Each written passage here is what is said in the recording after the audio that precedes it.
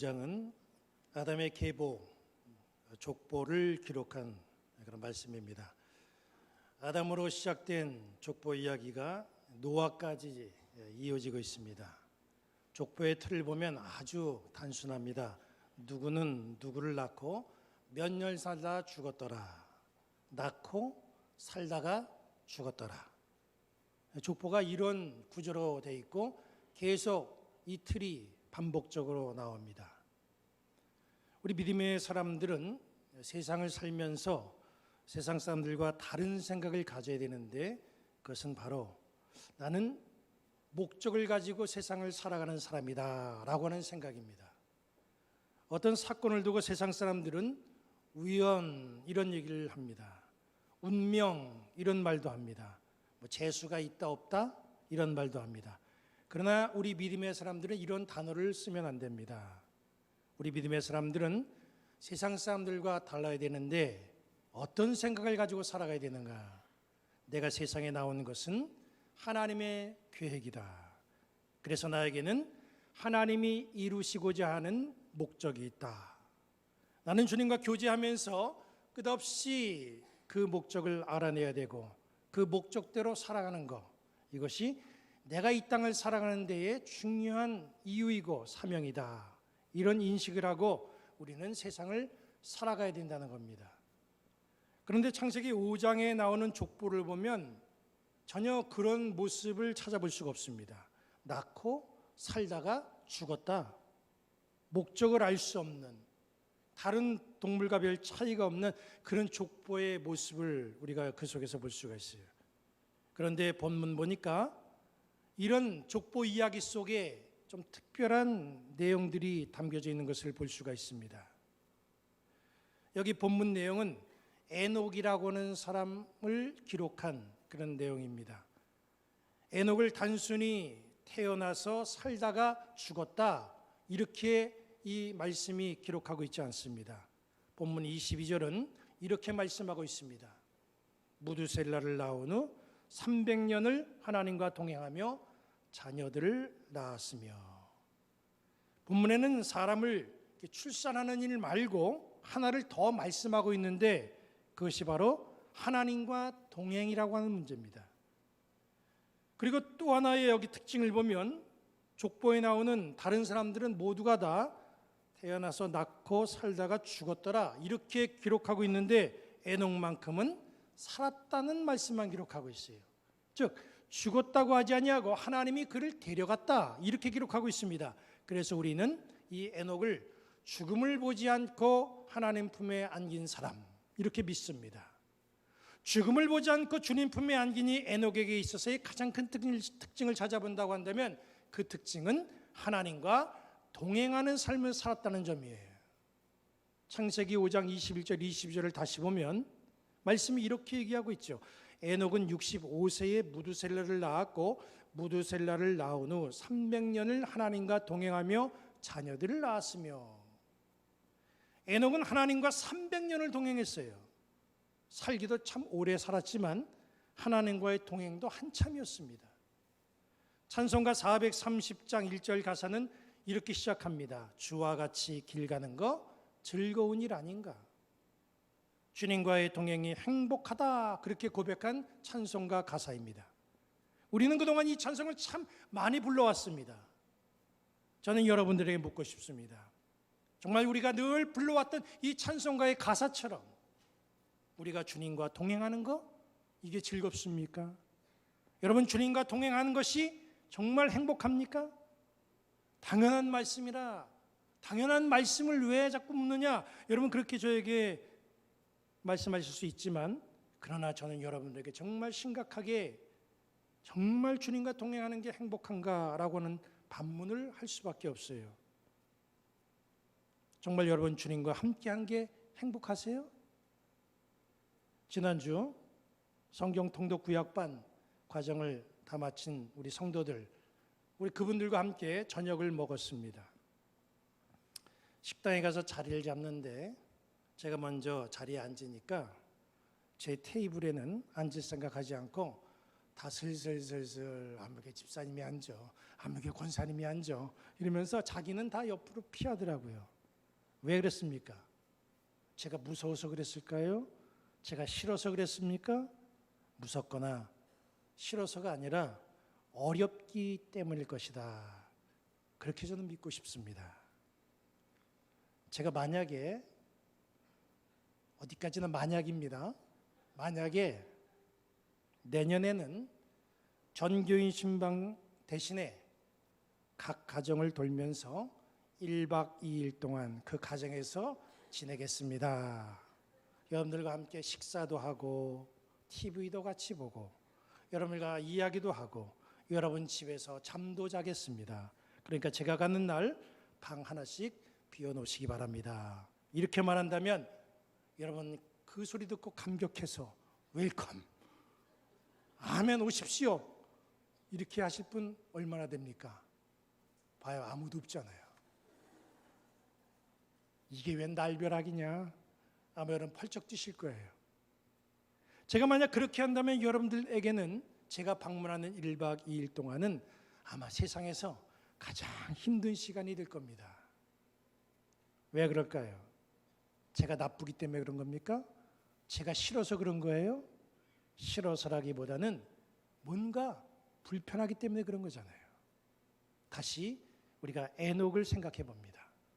에녹은 300년을 하나님과 동행했대요. 상대가 목사 정도가 아니에요. 우리가 감히 우러러볼 수 없는 전능하신 거룩하신 하나님, 그 하나님과 300년을 동행했대요. 이스라엘 사람들은 하나님의 이름을 감히 입에 올리지 않습니다. 그래서 그들은 하나님을 고백할 때 주님 이렇게만 고백해요. 성경을 기록한 사람들도 하나님의 이름을 성경에 쓰질 못했어요. 거룩하신 하나님, 그 전지전능하신 하나님, 이 하나님의 이름을 감히 우리가 어떻게 종이에다가 기록할 수 있는가? 하나님의 이름을 쓰지 못하고 이니셜로, 약자로 그렇게 하나님의 이름을 성경에 표기했습니다. 그러다 보니까 후대 사람들이 하나님의 이름을 알 리가 없지요. 그 이니셜만 보고 어떻게 하나님의 이름을 알 수가 있습니까? 정확하게 알지 못해요. 그래서 학자들 중에는 이걸 보면서 하나님의 이름, 이걸 여호와로 번역하자. 그 여호와로 하나님의 이름을 번역한 학자도 있고 야훼라 이렇게 번역한 학자들도 있습니다. 그래서 어떤 교단은 하나님을 야훼라고도 그렇게 부릅니다. 이스라엘 사람들이 이처럼 하나님의 이름을 아주 존엄하게 여겨서 함부로 입에 담지 않습니다.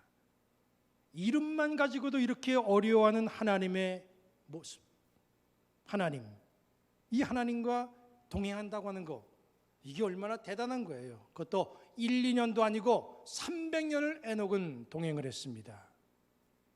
우리에게 궁금한 것은 동행은 했는데 300년이라는 긴 시간을 동행을 했는데 과연 에녹이 마음이 어땠을까? 행복했을까? 아니면 힘들었을까? 궁금하잖아요. 하나님, 우리는 그 하나님을 생각하면서 늘 하나님과 동행을 꿈꾼다고 말합니다. 그런데 정말 우리가 하나님과 동행하는 거 편한 걸까요? 하나님과의 동행이 정말 나의 삶에 행복한가? 한번 생각해 보십시오. 여러분 화면 한번 보세요. 그리스도는 이 집의 주인이시요 식사 때마다 보이지 않는 손님이시요 모든 대화에 말없이 듣는 이시라. 이런 문구를 액자로 만들어 가지고 벽에 걸어두는 가정들이 있습니다. 제가 이런 가정들을 볼 때마다 이건 보통 믿음이 아니다. 이분들은 정말 위대한 신앙을 가졌다. 저는 속으로 그렇게 생각해요. 왜냐면요, 하나님이 내가 사는 집에 늘 앉아 계시는 거예요. 내가 식사할 때 그 옆에 같이 계셔요. 특별히 우리가 밖에서 못하는 말을 집에서 소곤소곤 하는 거 있죠. 이걸 다 듣고 계신다는 거예요. 정말 하나님께서 우리 가정에 그렇게 임재하시고 늘 그렇게 계신다고 했을 때에 내가 정말 부담이 안 될까? 이런 관계, 이런 주님과 함께 한다고 하는 것, 이런 주님과의 동행이라고 하는 것이 정말 나에게 행복한 것인가?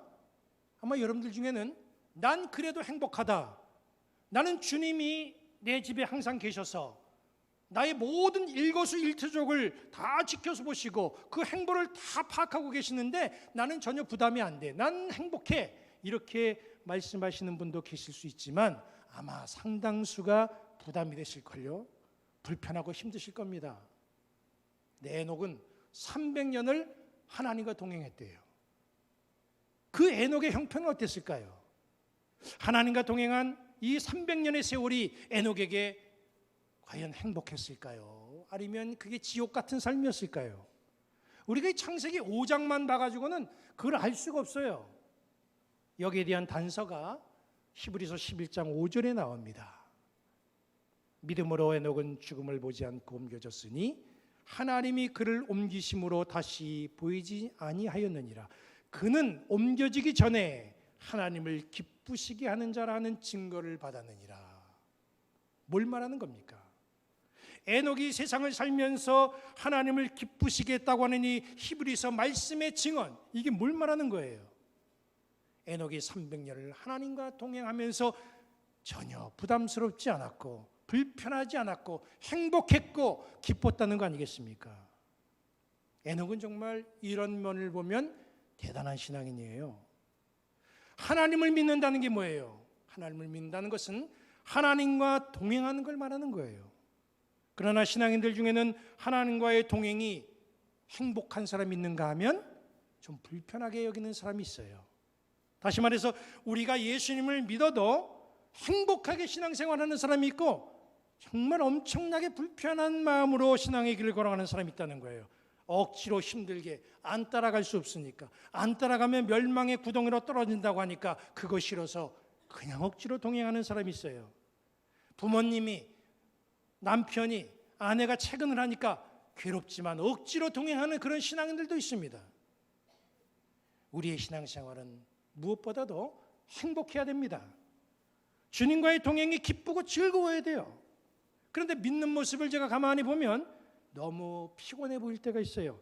주님과의 동행이 굉장히 불편해 보일 때가 있습니다. 우리는 어차피 주님 나라에 들어갈 때까지 우리는 주님과 이 길을 동행해야만 됩니다. 우리가 주님과 동행해야 되는 이 길이라고 한다면 이왕이면 그냥 끌려가듯 그렇게 동행하는 게 아니라 행복하게 동행해야 되잖아요. 주님과의 동행이 행복하려면 어떻게 해야 됩니까? 동행을 불편하게 하는 요소들을 제거하면 되는 거예요. 제가 바라기는 우리 모든 성도들 주님과의 동행함의 불편한 문제들 이거 다 해결하시고 행복하게 주님과 인생길을 동행하다가 다 주님과 함께 주님 나라에 들어가는 성도들 되시기를 주님의 이름으로 간절히 축원합니다. 동행하는데 불편함이 없어야 되는데 그 불편함을 없애려면 불편한 이유부터 알아야 됩니다. 우리가 동행을 하지만 굉장히 불편할 때가 있지요. 왜 불편합니까? 그 이유가 뭐예요? 동행에 대한 실상을 알려면 여행을 생각하면 됩니다. 우리가 여행을 할 때 여러분 여행 누구하고 해요? 아무나하고 하지 않습니다. 나하고 마음이 맞는 사람, 동질감이 있는 사람, 편한 사람, 익숙한 사람, 이런 사람하고 여행하잖아요. 그래서 여행하는 거 보면 다 끼리끼리 가요. 어디 여행 가자고 말하면 눈치부터 봅니다. 자, 이제 내년에는 어디 우리 다 한번 가고 신청서 한번 써보십시오. 그러면요, 눈치부터 봐요. 거기 어떤 사람들이 가나.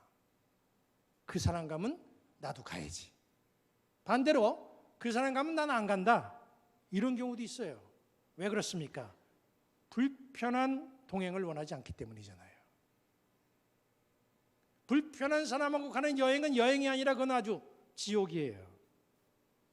억지로 가는 동행은 불편합니다.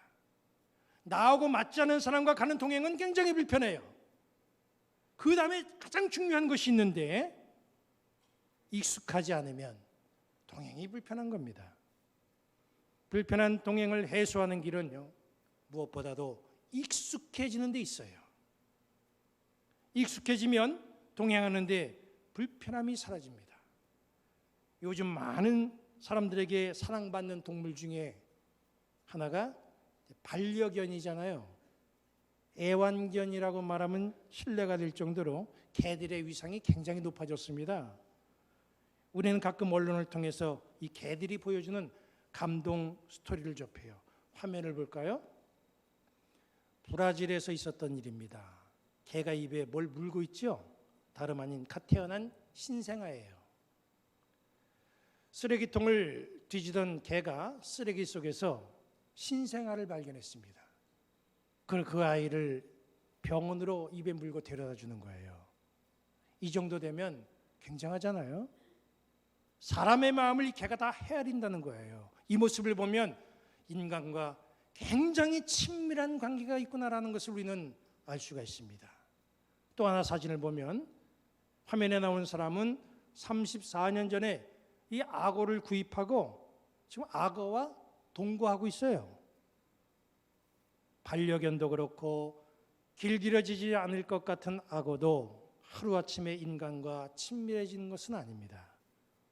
과학자들은 야생동물이 이 애완동물로 바뀌어지는 거, 이건 유전자와도 관계가 있다 이렇게 말씀합니다마는 무엇보다도 오랜 세월을 함께 지낸 이 관계, 이것이 인간과 익숙해지게 만든 거예요. 사람도 마찬가지입니다. 나를 낳아준 부모님이 아니더라도 어렸을 때부터 오랫동안 나를 길러준 분이라고 한다면 사실 친부모보다도 더 익숙한 동행을 할 수가 있잖아요. 동행을 불편하지 않게 하는 것, 그것은 익숙해지는 거예요. 익숙해지려면 자주 아주 빈번하게 접촉을 해야 됩니다. 함께 늘 하는 것이 이게 중요해요. 야생동물이라도 오랜 세월 동안 함께하면 익숙해져서 길들여지고 친밀해지고 동행하는데 전혀 문제가 되지 않습니다. 하물며 하나님의 형상을 따라 지음받은 하나님의 DNA를 갖고 있는 우리가 왜 안 되겠습니까? 우리는 얼마든지 편안하고 행복하게 주님과 동행할 수가 있어요. 그러나 그렇게 되려면 무엇보다도 하나님과 빈번한 접촉을 통해서 익숙해져야만 됩니다.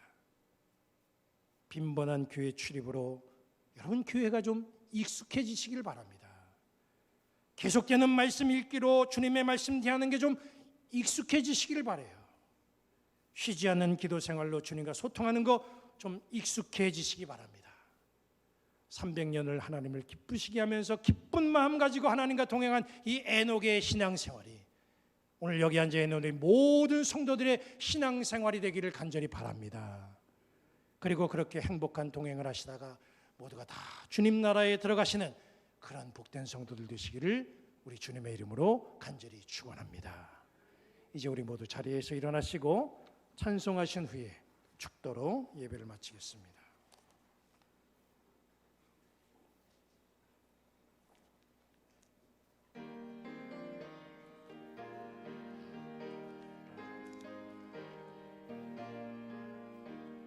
주와 같이 길 가는 것 즐거운 일 아닌가. 우리 주님 걸어가시 발 자체를 밟겠네. 한 걸음 한 걸음 주 예수와 함께 날마다 날마다 우리 걸어가리. 어린아이 같은 우리 미련하고 약한 나 주의 손에 이끌리어 생명길로 가겠네. 한 걸음 한 걸음 주 예수와 함께 날마다 날마다 우리 걸어가리. 꽃이 피는 들판이나 험한 골짜기라도 주가 인도하는 대로 주와 같이 가겠네. 한 걸음 한 걸음 주 예수와 함께 날마다 우리 걸어가리. 옛 선지자 헤녹같이 우리들도 천국에 들려나갈 때까지 주와 같이 걷겠네. 한 걸음 주 예수와 함께 날마다 우리 걸어가리. 하나님이 여러분에게 복을 주시고 여러분을 지키시기 원하며 하나님이 그의 얼굴을 여러분에게 비추사 은혜 베푸시기를 원하며 하나님이 그 얼굴을 여러분에게로 향하시고 평강 주시기를 성부, 성자, 성령의 이름으로 축원합니다. 아멘.